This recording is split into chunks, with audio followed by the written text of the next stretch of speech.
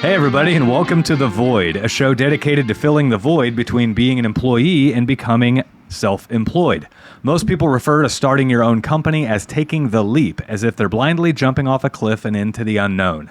This show is here to help you understand that it doesn't have to be that way. As always, if you like what you're hearing on the show, please do us a favor and help share The Void with somebody else who might be wanting to start their own company. We saw an opportunity to help others understand that self-employment is well within your reach, and just as our businesses have grown organically and by word of mouth, we want this show to grow the same way. So if you see somebody asking questions about starting their own service-based business, please do us a favor and send them a link to the show. I'm your host, Mitch Smedley, and with me as always is David Hilton. Mr. Smedley. Mr. Hilton. Dude, I usually don't bitch about it being hot. I like it hot. I like when it's hot out. I like summertime. Dude, when I wake up in the morning at 5:30 and I walk into the living room and all the windows are fogged over because the condensation's going through 3 panes of glass, dude, it's hot out. It's hot. Dude, it's 82 in the morning and the humidity is 100%. Yep. You can't see 10 feet because the fog's so thick. Yeah. Dude, fuck, it's hot. Yep. It's bad, dude. It's first day of school this morning.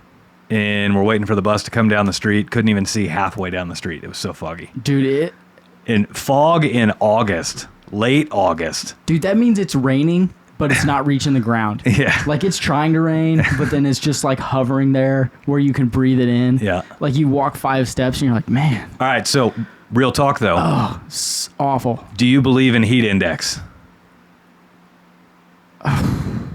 That's an interesting question. Yes, and I'm going to tell you why. Because I've been to Las Vegas when it's 110, and it don't feel nearly as hot there as it does here when it's 100 and the humidity's 90%. I get that. It feels hotter. I don't think that the whole, the heat index is, but just say, look, it's 100, but the humidity's also 80%, so it's worse. People are, the heat index is 117. Well, yeah, we get it. It's because it's humid as fuck. Just say, hey, it's a swamp outside. Right. I don't know what to tell you. There's some level of basic adaptiveness we all need to have based off of where we are, right? Yeah. Can you tell me, does it feel, can you tell me the difference between 117 and 110?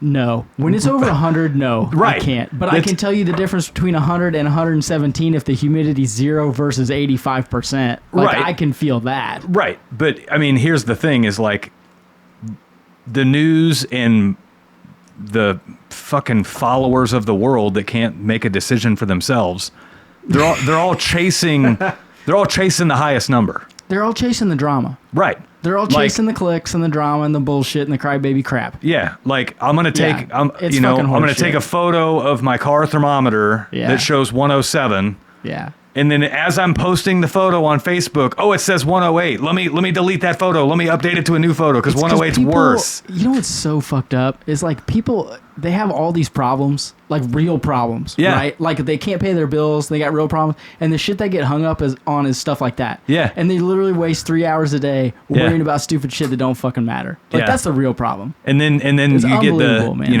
I'm worried about the kids waiting for the bus in this heat. Yeah, it's just like the dogs. They're out there for 5 minutes. It's just like the dogs. Yeah. They're like, the dog, you can't take your dog out because the concrete's hot, and you can't leave him outside in the shade because they could die. Did you notice what my dog did when you got here? No. Walked his ass outside and laid in the driveway on his own accord. Yeah, well, what do people think that dogs did before air conditioning? Yeah. They were hot. Yeah. They're gonna be okay. It's gonna be fine. They know where to go to get cool. It's okay. I don't need to see 75 Facebook posts about make sure your dog has plenty of water and is inside the house when it's above night. Stop. Here's my argument for why heat index is total bullshit, right? Now I'll say this I can totally understand the scientific logic for humid air feels different than dry air. I can totally understand that, okay? And it's hard to breathe when it's humid. I think that weighs on you too. It's so humid, you're like, man, I can't even fucking breathe. It's so humid. I don't think it's hard to breathe. I think it's different to breathe, and we've convinced ourselves it's hard. No, it's hard. Well, because there's a lot of water vapor. Yeah, but still, like... Said the guy who can't do cardio. I do cardio. I just choose not to. But here's how I know the heat index is total bullshit. Is they... Like, I made this post on Facebook, and you get all these arguments, oh, it's actually a real thing, and then you get these fucking morons. I got some morons that follow me, that they're just waiting for me to slip up. You know, and people wonder why, like, I don't say a lot of things and don't do a lot of stuff on Facebook. It's because I'm dodging the dipshits. The benefits far outweigh the morons. But anyway. I don't know. I seem to be doing pretty good. You know, there's one person, so ironically, this is the same family. Oh God, it's not your in-laws, is it? No. So I shared a photo. My wife's cousin, the daycare that she goes to, their sewer vent got struck by lightning. Oh yeah, the metal sewer vent going out the roof, and it blew up the toilet. Yeah, it's cast iron. And one of the old guys that I used to go to church with 20-something years ago got on there and tried throwing all this shade of like, you've put your logo on this photo, but you didn't take the photo. And is this really even your customer? You're really stretching the truth for a guy that practices or like likes to preach about being ethical and honest. This doesn't seem ethical. And I'm like, hey, if you like what you're hearing on The Void and you want even more info, we just started a mentorship program specifically for trades professionals to start their business or to get their business to an incredibly healthy position. So if you'd like more info, click on the link in the description of this show. They were absolutely our customers. Some customers, we don't physically stand in their home. Yeah. Some customers, we walk them through how to fix it, right? It's my fucking family, you know? So anyway, that guy's mom... So that guy... Okay, I was just wondering where you're bringing this back to. Heat indices, okay. So that guy went to college for 4 years to become a meteorologist and never did, right? Oh. Now he says something completely different. A quitter and a dipshit. Got it. But then, on top of that, his mom comments on my heat index post, and she was like... She said something to the effect of, you know... do you have the 4-year college degree it takes to make that kind of a decision? And I'm like... I'm not even going to reply to this. Oh, like, see, I would have been like, well, your son does, and he can't even do that job. So, I mean, aren't I as qualified as that dipshit? Like how dumb are we to think that we need a 4-year college degree to make an educated guess or to have an opinion on something? Right? That is fucking stupid. You know what I mean? Stupid. Oh, you can't have that job. You don't have a 4-year degree. Yeah. Meanwhile, you get the job and you have a 4-year degree and it takes a year to train you because your degree didn't prepare you at all for it. But they're like, well, you got that piece of paper that says you're smart. The degree proved you were trainable. Yeah. So I've never heard that. That's good. I mean, that's essentially what college is, right? How good are you at following orders, taking directions, and doing what we tell you to do? Oh my God. You've got a master's? You're really good at following orders, taking directions, and doing what we tell you to do. And giving away a lot of money. Yeah. That's what you're good at. Yeah. Idiots. You undervalue education. Got it. Yes. Yes. So that guy's mom gets on there and throws some shade about, I don't have a degree to say this or whatever. But ultimately, the purpose of the post was to highlight the fact that everybody abuses heat index. Like, I'm not doubting that heat index does have a little bit of merit, but the problem is people, like, it's like this race to the bottom. They want to be like, it was 100. No, the heat index was 107. Oh, it's 109 where I was. Yeah. And it's like... It's like this contest to see who has the highest temperature. We have a one-up society. Yeah. I'm better than you. I saw something...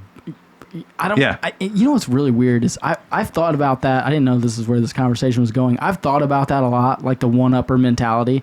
Like... At some point in our lives, especially like when you're young men, you're like, 19 to 25, 20, you kind of do that because you're just testosterone fueled and you're trying to get to the top, right? But why when you're old and older does it still roll? I don't know. It's habit at that point, I think. I've thought about it. Like once I realized, like I got 28, 29, 30, I was like, man, people are like this all the time. Like I just quit doing it. Like I could...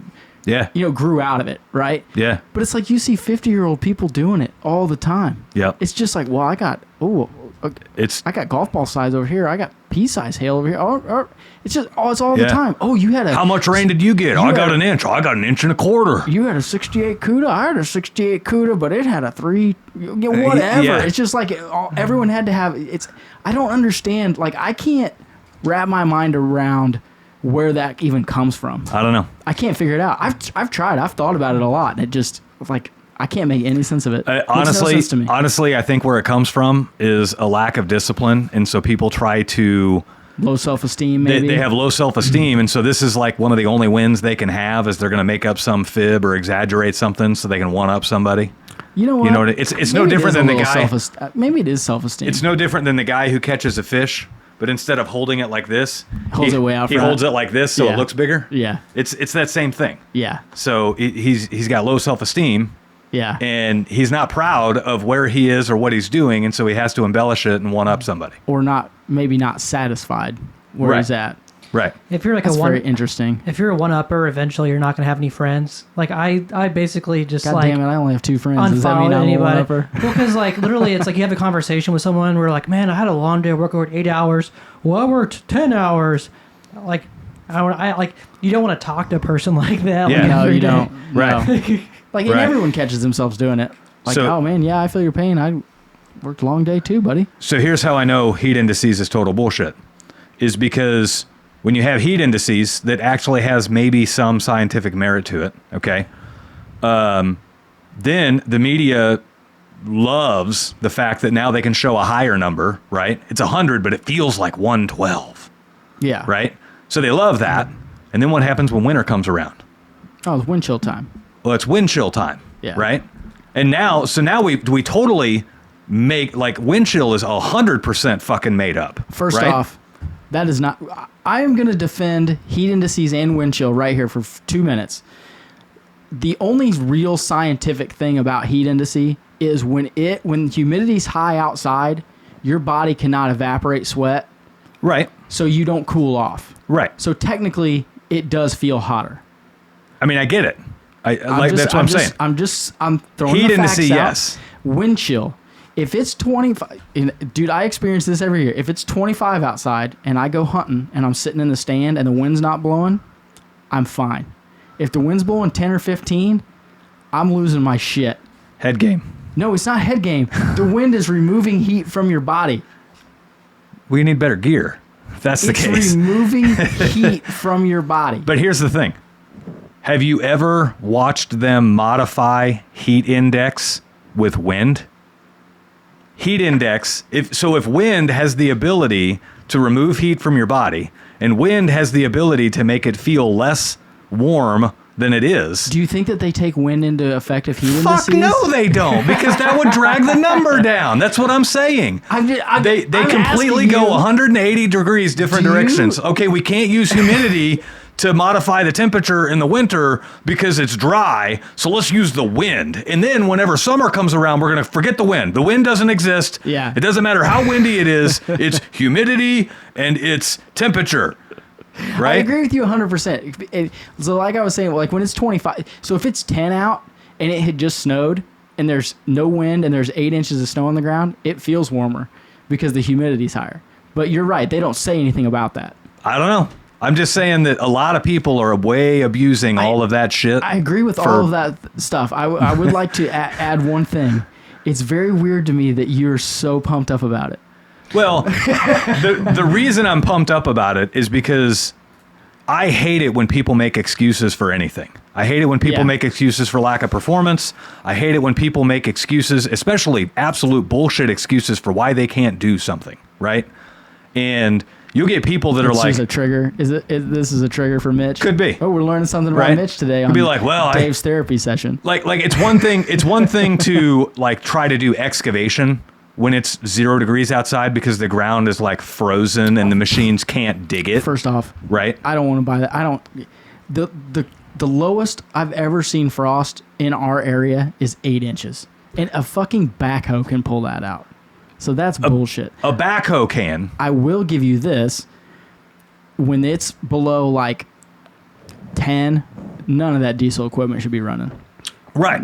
I mean, none of that. Right. Like, if you want to fuck your shit up, like, that's a quick way to do it. Right. Like, come on. But I guess what I'm saying is you get all these people, and usually it's not the people working in the shit.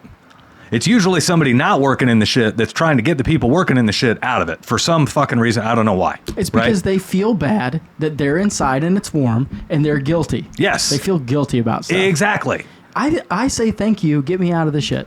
Like when I was young, I was like, please, Lord, I don't want to be out here. I can't feel my fingers. So fucking cold. Boy, what I would, yeah, can you imagine 20 years ago? Oh my God. Working dude. in, it's 3 degrees outside. Boy, what I wouldn't give to have a Karen pop in right now and get me out of this. I need me a cold-hearted blonde bitch to get me out of here so fast. Yeah, it's all like perspective because like when I used to work at Quick Trip, like the roofers would come in. And they were like the happiest group, but yet they're on the roofs of houses. It's because like they were at fucking Quick Trip, dude, and they were like, "Look, Well, it's about time to feast." Here's the other part of it too. Love Quick Trip. Is it's all about conditioning, right? Like I get the heat. Yes, it is. Like you sweat more. You're all, whatever else. However, if you work outside, everyone got access to the forecast, right? You know it's going to be hot next week. Maybe you should lay off the alcohol and bring up the water. Take some Gatorades with you. Like, be prepared, right? Well, but instead, what happens is you get, lazy fucking Larry out there who's downed 6 or 8 beers the night before, and he passes out on the job, and everyone's like, oh, it must be too hot to work. No, it's too hot to be a fucking alcoholic. That's what it's too hot for. Like, straighten that shit up, and everyone's fine. I'm really excited that we found one of Mitch's pet peeves because every day now, every time like the temperature gauge change, I'll start texting him now. Hey, Mitch, heat indices 107. Dude, I got family that they claim the heat index is the actual temperature, and they'll have several apps on their phone just so they can use the highest one. Well, that one says 107. Let's see what this one is. Oh, that one's 108. Oh, this one's 112. And then here it comes. Facebook post. 112 today. You need to relax, dude. You're gonna It's give yourself fucking a fucking crazy. heart attack. It's nuts. Hey, we haven't even started the show yet. No, we haven't even started the show yet. You're losing your You shit. haven't started your stopwatch. I can't we're reach at it. It's too far. 17 minutes. Of 17 talking about minutes the heat in. index.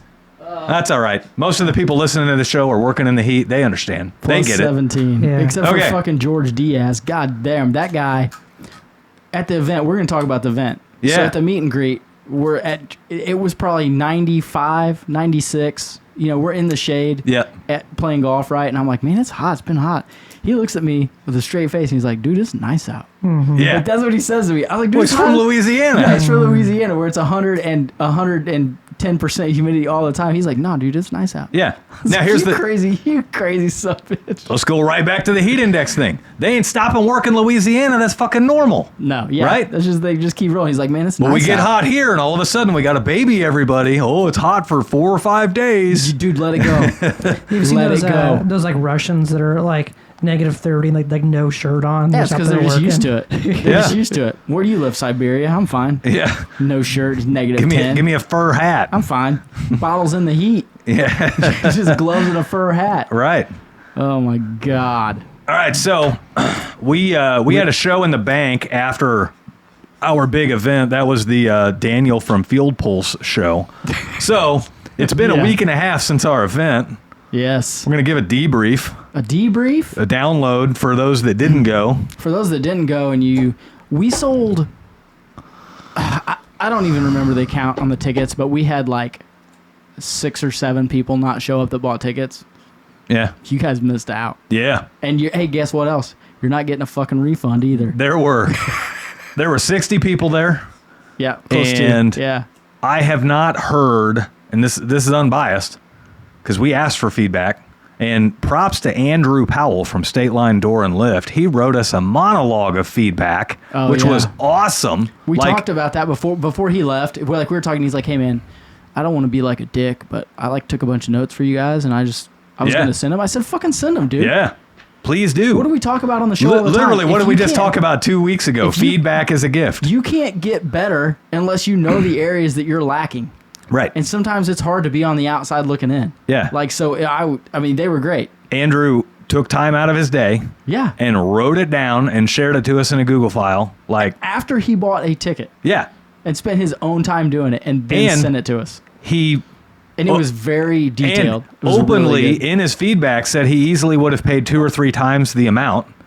Oh, he had a great time. Yeah, he loved it. Absolutely loved it. I didn't hear the people that bitched the most was just me. Like, I'm the only one that complained. Bro, I didn't hear anybody complain. I know. I'm saying I think I'm the only one that complained. Yeah. Well, it's because we knew exactly how it was supposed to go, and the moment something didn't happen exactly as it was supposed to go, like we knew it was out of skew. No, I don't mean that. We played it off well, though. Like, I wanted some other things to happen that didn't happen. Yeah. That's all. But it was fucking awesome. It was good. 8 speakers, 1 day, 2 nights, because we had a meet and greet the night before at T-Shots. And then we had the full day event, and then we all went out to dinner at Hereford House after that and had a blast. You know what I got to thinking about, like, before we were talking about doing a dinner, we were like, oh, we're just gonna have Tradewinds members only. Mm-hmm. And then we were like, no, anyone can go. And the next thing you know, there's fucking 40 people at Hereford House, and we're like, shit. Right. What are we supposed to do now? But it was, dude, I was so tired. I think I told you this. So Sunday, I went home, and I bet I went to sleep at, like, I don't know, 9:30, 10 o'clock. I slept 12 hours. Yeah. I literally slept 12 hours. Got that sleep you've been needing. After planning all week and then doing that shit, I mean, I was fucking smoked, dude. Dude, I was smoked. I went back to the hotel with a group of guys after dinner. You and also we all drank 14 Red Bulls during the day. Yeah. So, yeah. It's all about opportunity, right? Yeah, I mean, all these guys. I figured all these guys have traveled hundreds or thousands of miles to didn't come. Have a fucking heart attack. All these guys traveled that far to come. I wasn't going to short it on them, right? So, if I had the energy, I was staying, and so I stayed at the hotel till damn near 1 o'clock. You should have just got a room. We closed the fucking bar down at the hotel. Like, they had to come and tab out, and then they were like collecting drinks. Like empty glasses and stuff. You're I'm like, hey, man, you guys got to get the fuck. You guys got to get the fuck out of here. Look, yeah. Like, you seriously, like, the one waiter's giving you the stink eye. Like, hey, dude. And what's funny is nobody got smashed, nobody got sloshed. Like, everyone. That's not true. Well, you were smashed and sloshed. No, I wasn't. I was talking about one of our speakers that come in after. But he was not smashed. She was smashed. She may have been. You said she was. She smashed. No, she said she was. Go. How much more evidence do you need? She came in and saw my truck parked in the the valet thing at the hotel. And she was like, oh, shit, they're still here. And then she walks right by us, and she was like, I was hoping we'd be able to squeeze by you. I don't need to be seeing you right now. I'm trashed. She didn't seem drunk, but maybe she plays it off well. People can hide it for 1 minute. Like, you can hide it for 1 minute. Like, you can gather yourself and be like, okay. Yeah, and then you go to lean on a chair that's not there. Yeah, that's happened to me before. Yeah. I put one hand out and miss. Oh my God. It was great. I can't wait for the next one. Yep. And it's going to be awesome. For this first one, we stacked it up speaker heavy because we just wanted to immerse everybody in all the different variety of everything. The next one that we do, so we had 8 speakers at this one. The next one that we do, we'll probably only have 4. Or like a max of 4. We're going to break it down, and we're going to have some breakout sessions where we can be talking about like solving people's problems in their businesses and so on. So, and one of us will probably speak, or both, and maybe we'll just have like 2 or 3. Be easier, I think. Yeah. Ironically, we throw this event, and you and I didn't speak at all, other than just introducing speakers. So, push-ups. Yeah, it was a little weird. Yeah. So next time we might do that. Who knows? I think we will. So I wrote a huge giant speech thinking that like someone was going to bail. Somebody was going to bail or not show up, and a flight get delayed. Like, I'll hang on to this for next time. Yep. Yeah, I've got one in the bank that I can always do if I need to. So, topic 2 for tonight is truck stock. Truck stock, as in stocking your vehicle. Stocking your vehicle. Parts. So that you're not driving to the supply house every 5 fucking minutes and looking like a complete douchebag. Yeah, so the more people I talk to, the more I learn that small businesses out there, plumbers, heating, cooling guys, electricians, everybody. Small companies. Small businesses. Small. Your biggest Achilles heel is your truck stock. From day one in our business, we had $14,000 in inventory on our truck at any given time. And that does not include tools. That does not include sewer machines. That doesn't include, cameras or anything else. That's just parts and inventory and pipe and fittings and screws and nuts and bolts and, valves and all that stuff. Yeah. The idea is I'm a rolling warehouse and I want to charge really good rates. And I can't charge, like, the guys who don't charge really good rates are the guys who have no inventory, and the guys who show up to a job and then say, like, all right, I'll be back in an hour and a half after I go get material. Yeah. And you're inconveniencing your customer even more, right? So, well, and not to mention, you're spending the time to go get it. right. Like, guys pretend like their time isn't worth anything. Yeah. Your time is the most valuable thing you have. You've got uptime and you've got downtime. If you- Uptime is when you're doing repairs and making money. Downtime is anything else. If you go on 2 calls and you go an hour and a half each call getting material and coming back, that's 2 other calls you could have run in that day. Right. That's literally that's doubling your call volume per day. Yeah. It's unbelievable. Yeah. You see the guy roll up in a pickup truck and he's like, I shouldn't say anything because I drove a pickup truck forever, but my shit was stocked to the hilt. Right. But then they got 3 things in there. Yeah. Like, what are you doing, dude? And here's the problem with that is typically that guy, that mentality is usually the guy that's like, oh, I can't rip people off like that. Meanwhile, you're ripping yourself off Yeah. because you've taken a 2-hour job and made it a 3.5-hour job, Yeah. but you only charged them for 2. And you could still, even if you don't want to be the high guy, if your truck was stocked, now you guys are 50-50 instead of ripping yourself off or ripping them off. I know that's not what we Meet teach in the middle. or we talk about, but you Right. can meet in the middle. Just have the parts on your truck. Yeah. Now, I will say it's a lot harder to stock a plumbing truck than an HVAC truck or an electrical truck. Like, Yeah. there's a lot more parts, and you have to cover a lot. Yeah, we have over 2,000 pieces of material on our trucks. Now, that's counting every bracket, every nut, every screw, every bolt. Yeah. Well, and- I guess screws are bulk, but yeah, a nipple pack's what, 60 piece, 66 piece? 66, Yeah. right? So there's 66 parts just in a tray of Why nipples, can't you right? just put nipple pack, one nipple pack? Because you don't need one nipple pack. You use 17 nipples out of the 66. You're not going to go buy another 66. You're just going to buy the 17. Yeah, Yeah. that's true. So, like, I mean, every 90, every drain fitting, water line fitting, everything, we still have 2,000 pieces of material on our truck, and we don't carry 1-inch piping and 1-inch fittings, and we don't carry 4-inch piping and 4-inch fittings on our trucks. So, I'm a little surprised you don't carry 1-inch gas pipe. we do have a couple of 1-inch gas pipe fittings Like and stuff 90s, like that. T's, unions, caps. Yeah, we have that. A 1-inch nipple pack. We have that for gas, but that's it. Yeah. Not water lines or anything else. Gotcha. But what I'm saying is we roll around with $14,000 in inventory on our vans so that I pull up to anybody's house and I will be able to get them back into service before I leave. Guaranteed, right? So that guarantees I'll get the job. That guarantees I'll make them happy. And that guarantees that I'll get them set up. Even if I have to return and get a big giant repair going, I'll at least have enough on my truck to get them back into service and get them temped until I can return, right? Yeah. And that it's a one-time investment. You're making Yes. that investment one time. Yes. And then from that job, you're keeping that investment up. Yeah. Right? And that investment is not spending drive time, Yeah. not spending manpower, not spending gas. Right. All of those little things add up. And if you're doing that 4 times a day, 5 days a week, times 5 trucks, Yeah. that's a lot of money. And Yeah. then people wonder why at the end of the month, well, we barely broke even.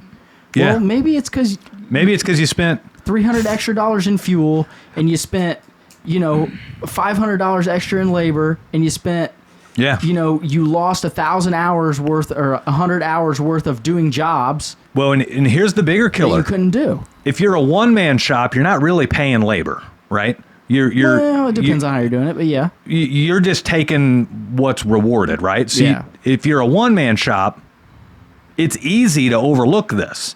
But if you're paying a guy, if you've got a guy on payroll and you're not giving him a stocked truck, you are shooting yourself in the foot. Yeah. Because you're paying him 40 hours a week and he's only giving you 30 hours a week worth of work. Yeah. And it's not because he's sloughing off the other 10. It's because you didn't give him a stock truck to work with, so he has no choice but to waste 10 hours of your payroll every week driving around and picking shit up. Yeah, I will say this. So as a one-man shop, like I stocked my truck, all right? If I didn't stock my truck, I never would have made it. Right. Because it was, so I always went to Lee Summit, O'Connor, to get my parts, right? I stocked the truck off of that. If I didn't have something and I was in Blue Springs, you're right, that was an hour. Yeah. Or an hour and 10 minutes. Dude, in the summer, I didn't have time to be running to the supply house. Right. So I would say even, like, if you're a one-man shop, it's hurting you more, especially if you're busy. Yeah. Like, could you imagine when you first started and you were running all the calls for that first year, if you had to go to the supply house every time? I mean, I never fathomed... I never envisioned a business plan where I did not, like having stocked inventory as a stocked truck was part of my inventory from like the get-go. Yeah. So I can't imagine what it would be like without it. Yeah, you can't. There is no way. Right. If you're on your own and you're as busy as you're supposed to be, there's no way. You can't do it. Yeah. You're pissing calls away constantly. What do we talk about all the time? If you can't get to them for 2 or 3 days, they're going on somewhere else. They're going somewhere else, yeah. Dude. And all these people walk around acting like, oh, I'm booked 2 weeks out, like they're bragging about it. That's fucking suicide. It can be. If you're booked 2 weeks out, it can be. Now, all I hear when you say that is that you absolutely suck at business and you need to hire a lot of people. Because imagine making your customers wait 2 weeks for service work. Now, I get it for big construction jobs, big remodels. Yeah. There's a lot of other stuff at play there. But imagine somebody calls with a basic service call that's a 3-hour repair or less, and they have to wait 2 weeks for you to do a 3-hour repair. I don't think of it as you suck at business. I think what a lot of the guys' problems are is they're afraid to grow. Like, no, I think that dude, this is a real thing. I think that some guys are afraid. Look, if I hire 2 guys and I have to lay them off, they're afraid of that. Yeah. That's being scared to grow. If they are also afraid of, if I hire 2 guys and stay busy and then I get busier and the thing takes off like a rocket ship, I don't feel like I'm prepared to handle it. That's what I think a lot of the guys are fearful of when they get that far behind. Here's where I see it. I don't know if it's necessary that they're afraid to grow. They're afraid of growing? How about that? Where I definitely see it is... I see it in the Tradewinds group all the time. Yeah. Well, where I see it a lot is you get guys that are afraid to have to come up with something else to complain about. So I've got a guy... What are you, drunk? In one of my circles that he's getting royally fucked over in new construction left and right. Okay? Is he a plumber or what? He's an electrician. Okay.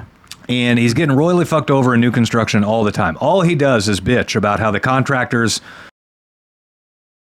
All right, so you've newly started your company and you're trying to pinch pennies. However, you don't realize the biggest thing that's hurting you right now is not gathering all of your information into one spot and making it super efficient for you to use. So the answer is Field Pulse. It gets you off of paper tickets. It gets you off of all of that crazy office work at the end of the day and reconciling all that stuff. And it lets you organize everything with ease. It puts it all into the computer. It actually puts it all into the cloud. So it's not even putting it on your computer. And it lets you organize your customers. It lets you organize all of your service calls. Heck, it'll even route you to your service call. And the best part is, even after all of that, you'll probably realize about a 100% growth in your business just in the first year of using Field Pulse. So if you'd like to check out Field Pulse and see what great looks like, click on the link in the description of this show.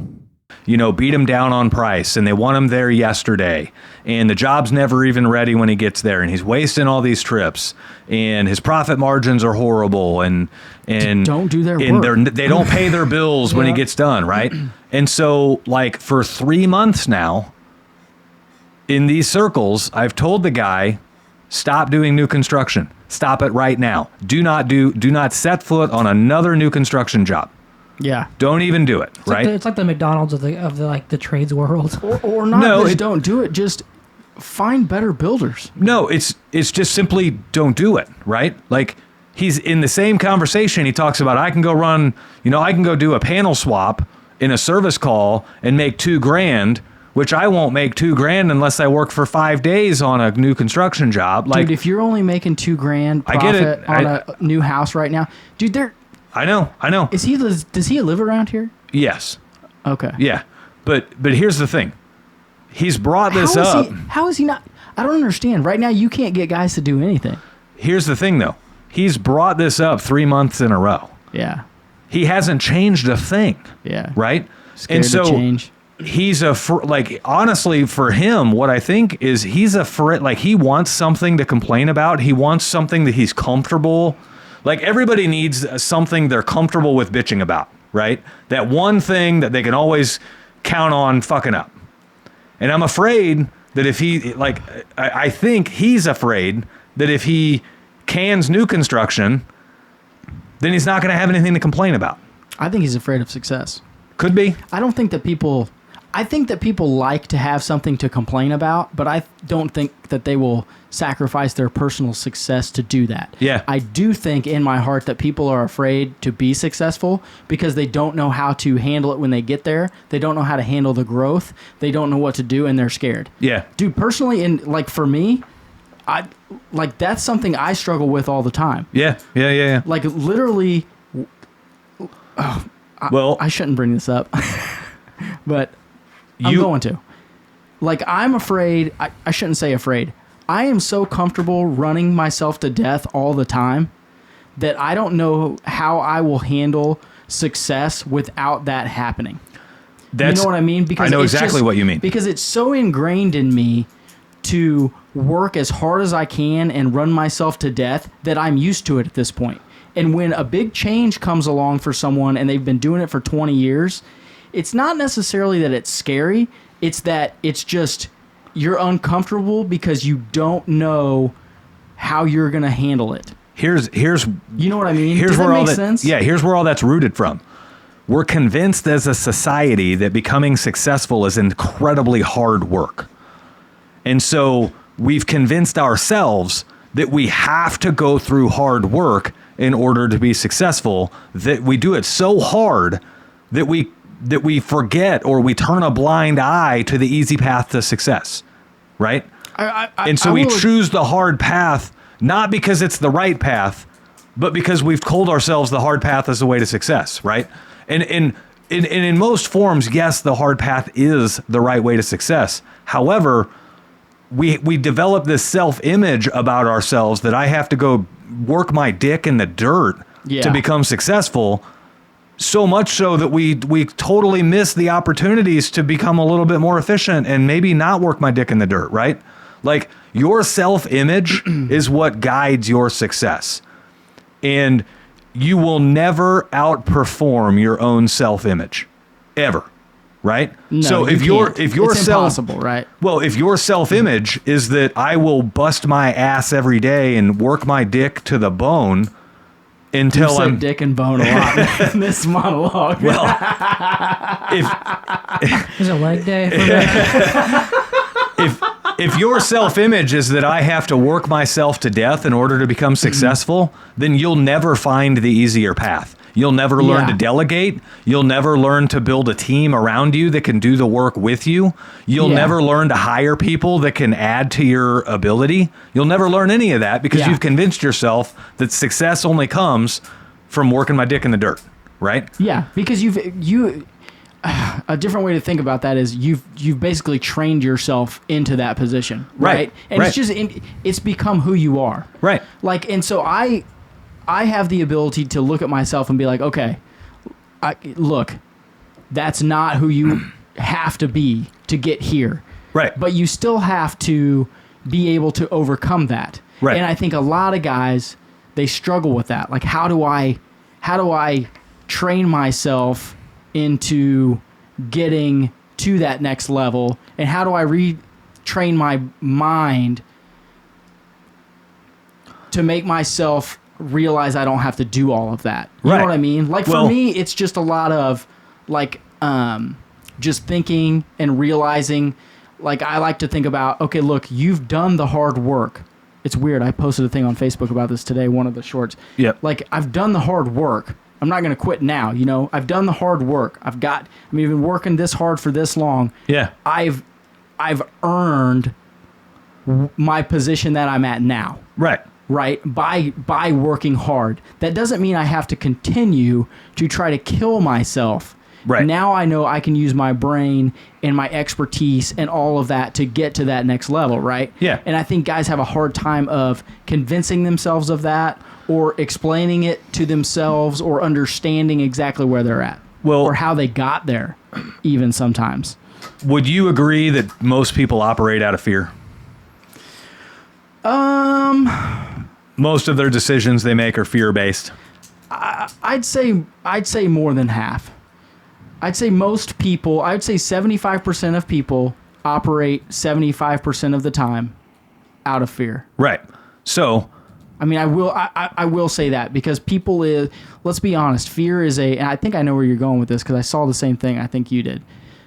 Fear is a natural instinct, right? Fear is just something that's embedded into us. And it is an emotion that comes up first. It's fight or flight, right? Like fear sets off fight or flight, and that's our most natural instinct. So it's hard for people to get past their fears initially. Right. I will say that. So, if fear is what drives the bus and fear is what steers our emotions, most people fear losing more than they want to win. I would probably agree with that. So they will... People in general, yeah. Yeah.